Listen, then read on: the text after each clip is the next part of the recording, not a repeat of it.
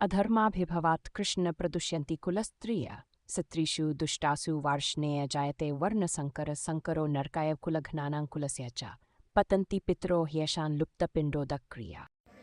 राधे राधे। कैसे आप सब? आई होप आप सब अच्छे होंगे। आज हम श्लोक 41 एंड 42 करेंगे।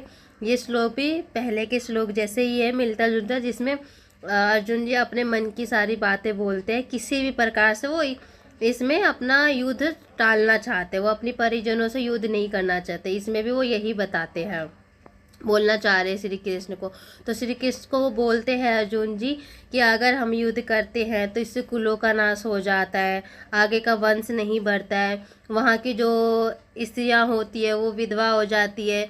वहाँ की अगर स्त्रियाँ विधवा हो गई या आगे उनके बच्चे नहीं हुए या कुछ भी रीजन की वजह से, एक होता है ना कि आने वाला जो जीवन भी होता है उनका भी कहीं ना कहीं से नाश तो देखो होता ही है।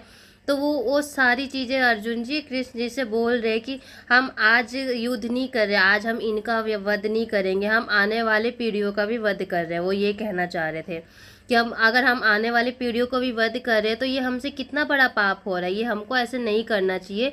जो हम आज के साथ साथ हम कल का भी नाश कर रहे हैं, कल का भी हम अधर्म कर रहे हैं। तो अर्जुन जी के मन में ये सारी बातें चल रही थी, तो इसीलिए वो ऐसे कृष्ण जी को ऐसे बोल रहे थे।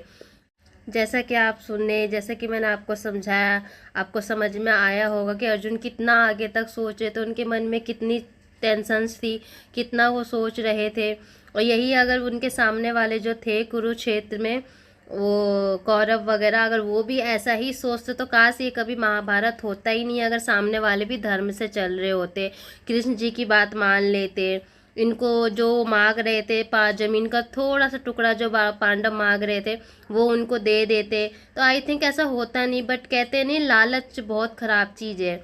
वो दुर्योधन ने लालच के चक्कर में उनको छोटी सी चीज़ उनको दी नहीं, जिसके कारण उनका पूरा नाश हो जाता है, पूरे वंश का। उनके 100 भाई मर जाते हैं, गुरुजन एंड भीष्म पितामह। तो आई होप समझ आ गया होगा आपको इस श्लोक का मीनिंग क्या है, अर्जुन के मन में कितना टेंशन्स है, कि कितना वो सोच रहे आगे को लेके कि आगे क्या होगा क्या नहीं होगा, कैसे होगा सब कुछ। तो आपको ये दोनों श्लोकों का मीनिंग आई होप समझ आया होगा। फिर मिलते हैं नेक्स्ट श्लोक के साथ। Bye bye, Radhe Radhe.